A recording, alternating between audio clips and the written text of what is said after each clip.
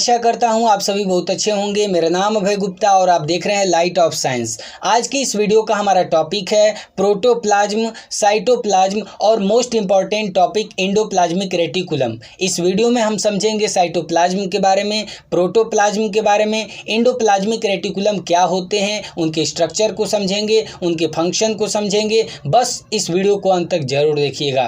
तो आइए वीडियो को स्टार्ट करते हैं। लेकिन उससे पहले आप अगर पिछले वीडियो को नहीं देखे हैं, सेल क्या होते हैं, डिस्कवरी ऑफ सेल के बारे में, इन्वेंशन ऑफ माइक्रोस्कोप के बारे में, सेल का शेप साइज क्या अलग होता है, कैसा होता है, उस पर भी एक वीडियो बनाया है। इसके अलावा सेल मेम्ब्रेन के बारे में, सेल वॉल के बारे में, तो वीडियो सारे के सारे आप देख सकते हैं।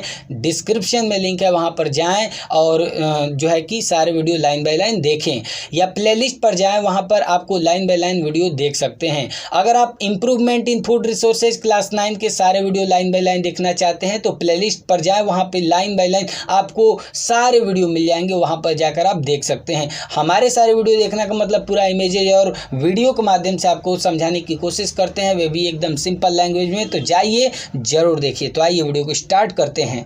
इस वीडियो में हम समझेंगे प्रोटोप्लाज्म के बारे में, साइटोप्लाज्म के बारे में और एंडोप्लाज्मिक रेटिकुलम के बारे में। तो सबसे पहला हमारा टॉपिक होगा प्रोटोप्लाज्म। जैसा कि इतने समय से आप अगर सारे वीडियो लाइन बाय लाइन देखते आए हैं तो आपको समझ में आ चुका होगा, सेल जो है चारों तरफ से सेल मेम्ब्रेन से घिरा होता है। आप बताइए कि कौन सा सेल है जिसका आउटर मोस्ट सेल क्या होता है, सेल मेम्ब्रेन होता है, कमेंट करके बताइएगा। तो देखिए हम बताते हैं। कहने का मतलब ये है कि अगर आप एनिमल सेल को देखें तो एनिमल सेल का जो आउटर मोस्ट कवरिंग होता है वे होता है सेल मेम्ब्रेन, जबकि प्लांट सेल में अगर देखें तो सेल वॉल होता है, लेकिन सेल मेम्ब्रेन के भी एक कवरिंग होती है। तो सिंपल सा अगर आप देखें तो सेल जो है चारों तरफ से सेल मेम्ब्रेन से कवर्ड होता है। तो सेल का लिविंग सबस्टेंस जो सेल मेम्ब्रेन के द्वारा चारों तरफ से बाउंड होता है उसे प्रोटोप्लाज्म कहते हैं।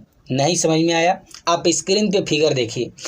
स्क्रीन पे आप फिगर देख रहे हैं, ये क्या है? सेल मेम्ब्रेन है। और सेल मेम्ब्रेन के चारों तरफ जो भी उसके अंदर जो भी लिविंग सबस्टेंस है उसको प्रोटोप्लाज्म कहते हैं। क्या कहते हैं? प्रोटोप्लाज्म।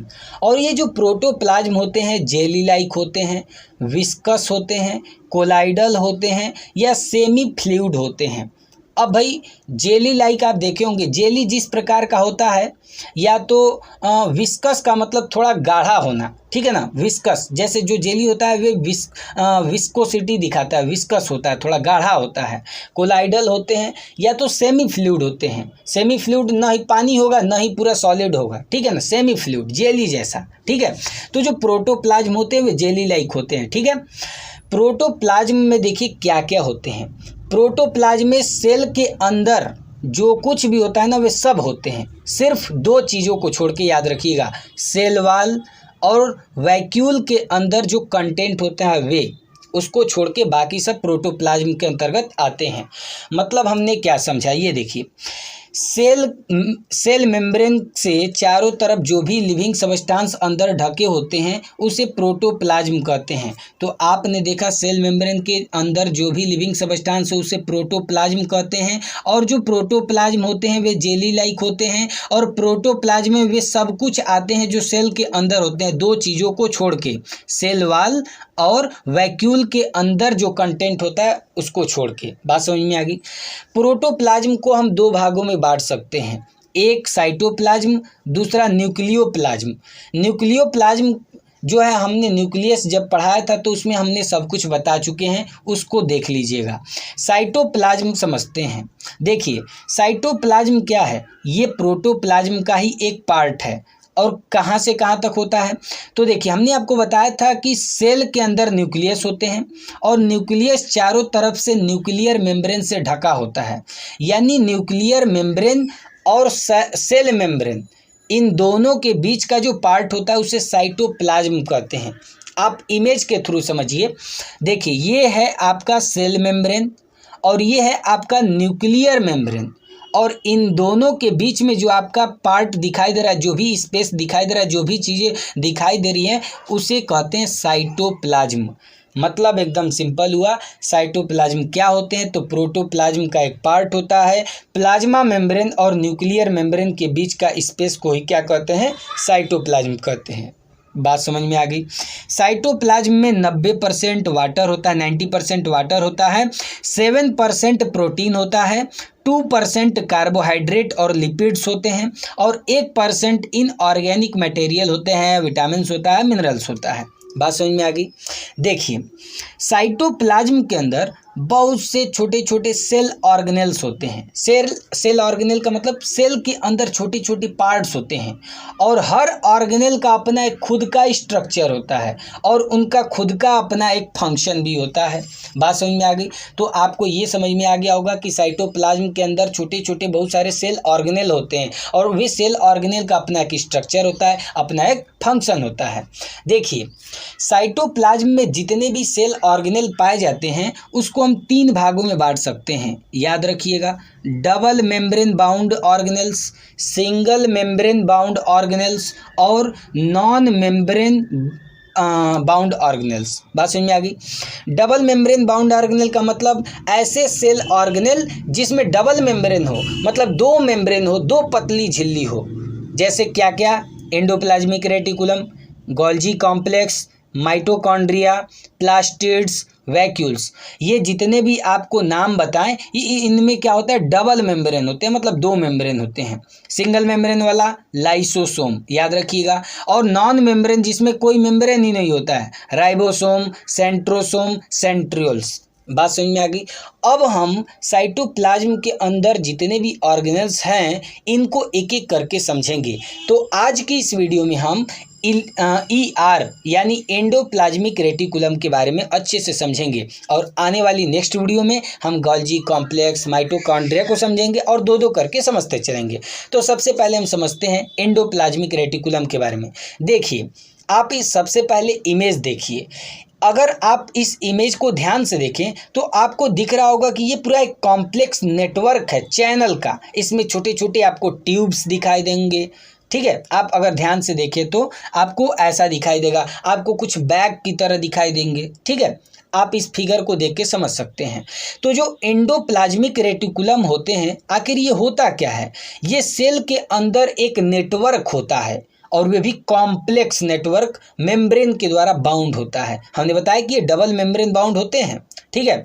अच्छा, मतलब अगर आपसे कोई पूछे कि एंडोप्लाज्मिक रेटिकुलम क्या होते हैं तो सबसे पहले आप बताइएगा कि मेम्ब्रेन बाउंड ऑर्गेनेल होते हैं। मतलब ये ऐसे सेल ऑर्गेनेल होते हैं जो मेम्ब्रेन बाउंड होते हैं, यानी इनमें मेम्ब्रेन से बंधे होते हैं, मेम्ब्रेन बाउंड होते हैं, वे भी डबल मेम्ब्रेन, ठीक है। दूसरा आप क्या कह सकते हैं कि ये ट्यूब्स का लार्ज नेटवर्क होते हैं। मतलब ये छोटे छोटे ट्यूब से बने होते हैं, सीड्स से बने होते हैं। अगर आप इमेज भी देखें तो आपको समझ में आ रहा है कि इसमें ट्यूब्स हैं। आप फिगर में देखिए, ट्यूब्स हैं, सीड्स हैं, ठीक है। तो ये क्या होता है? एंडोप्लाज्मिक रेटिकुलम लार्ज नेटवर्क होता है ट्यूब्स और सीड्स का। बात समझ में आ गई। देखिए, एंडोप्लाज्मिक रेटिकुलम जो है ये अगर एक साइड देखें तो ये सेल मेम्ब्रेन से जुटा होता है और दूसरा जो साइड है इसका न्यूक्लियर मेम्ब्रेन से जुटा होता है। यानी एक पार्ट इसका न्यूक्लियस के जो न्यूक्लियर मेम्ब्रेन होते हैं उससे जुड़ा होता है और दूसरा पार्ट इसका सेल मेम्ब्रेन से जुड़ा होता है। इसकी मदद से क्या हो सकता है? आसानी से जो सब्सटेंस है उस मटेरियल का ट्रांसपोर्ट हो सकता है। बात समझ में आ गई। तो इतना बात आपको क्लियर हो चुका होगा एंडोप्लाज्मिक रेटिकुलम के बारे में। याद रखिएगा, एंडोप्लाज्मिक रेटिकुलम प्रोकैरियोटिक सेल्स में अब्सेंट होते हैं, मैमेलियन आरबीसी में अब्सेंट होते हैं, यानी नहीं पाए जाते हैं। किसमें? प्रोकैरियोटिक सेल्स में और मैमेलियन आरबीसी में। प्रोकैरियोटिक सेल्स क्या होते हैं, यूकैरियोटिक, इसके पे हम अलग वीडियो बनाएंगे, याद रखिएगा। एंडोप्लाज्मिक रेटिकुलम देखिए 2 फॉर्म में पाए जाते हैं। पहला रफ एंडोप्लाज्मिक रेटिकुलम, दूसरा smooth endoplasmic reticulum. Rough endoplasmic reticulum कैसे होते हैं? अगर आप थोड़ा स्क्रीन पे फिगर ध्यान से देखें तो देखिए, रफ एंडोप्लाज्मिक रेटिकुलम जो होते हैं, एंडोप्लाज्मिक रेटिकुलम पे अगर छोटे छोटे राइबोसोम चिपके होते हैं, छोटे छोटे आपको देखिए बिंदु की तरह ऐसे दिखाई देंगे।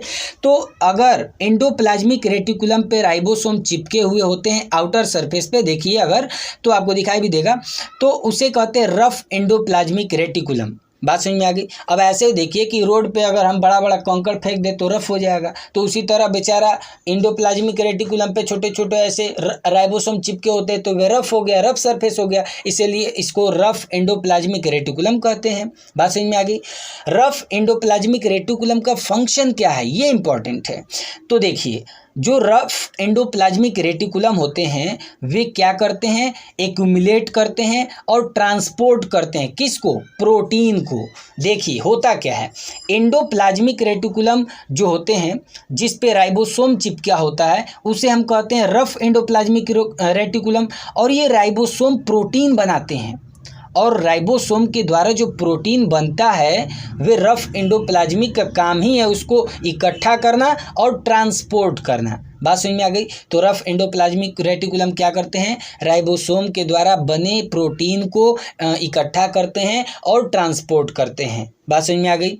दूसरा, स्मूथ एंडोप्लाज्मिक रेटिकुलम। देखिए, इस ऐसे एंडोप्लाज्मिक रेटिकुलम जिन पे राइबोसोम नहीं होते हैं उसे हम स्मूथ एंडोप्लाज्मिक रेटिकुलम कहते हैं।